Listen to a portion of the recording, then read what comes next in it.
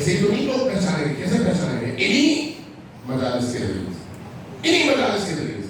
اور ان مجالس کے ذریعے سے اگر حسین ابن علی کو پہچانیں گے تو پھر یہ جو اتنے سارے پروپیگنڈے ہیں آپ کے خلاف، اتنا سارا آپ کا چہرہ مسخ کرنے کی کوشش ہے پوری دنیا کے اندر اور پاکستان میں بالخصوص. آپ کو بہت اچھی طرح سے اس بات کا اندازہ ہوگا. میں چونکہ پورے پاکستان میں ہر قصبے، تحصیل، ضلع سارا سال سفر پہ جانا پڑتا ہے، تو میں قریب سے جب دیکھتا ہوں تو محسوس کرتا ہوں کہ لوگوں کے اندر کتنی نفرت بھری گئی ہے. کتنی نفرت. وہ نفرت کیوں بھری گئی ہے؟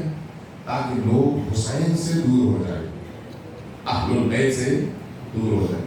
پرانے زمانے میں ٹیکنیکس اور تھی اور آج ٹیکنیکس اور ہے.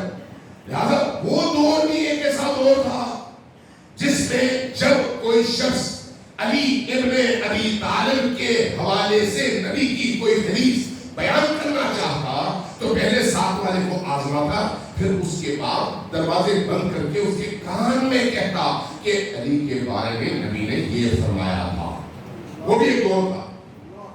آج وہ دور نہیں ہے، لیکن دلوں میں کجی، دماغوں میں گمراہی اور لوگوں کے ذہنوں اور قلوب کو اہل البیت سے دور کرنے کے لیے بڑے بڑے منصوبے بھی اور اس کے لیے پیسہ بھی.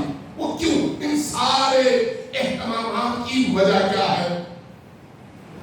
ایک سب سے بنیادی وجہ ہے، ایک وجہ. وہ کیا ہے؟ حسین ابن علی کا جب ذکر آئے گا تو انسان کی عقل سوچنے پر مجبور ہو جائے گی. جب سوچنے پر مجبور ہو جائے گی تو وہ کبھی بھی ایسا انسان جو حسین کو پہچانتا ہوگا ظالم اور ظالمانہ نظام کے مقابلے میں خاموش نہیں رہے گا. اور یہ سب کچھ کون کر رہا ہے؟ وہی ظالمانہ نظام، وہی ظالمانہ نظام. آپ نے ایسی تحریریں اور ایسی تحقیقات پڑھی ہوگی.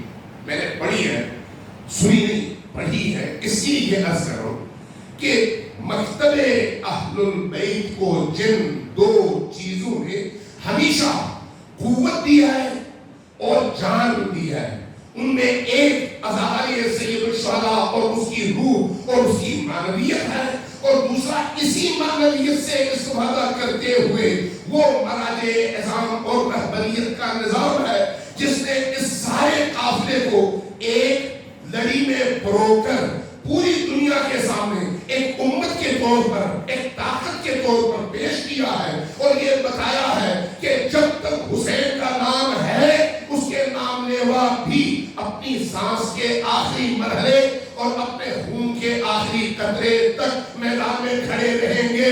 یہی کربلا کا درس بھی ہے.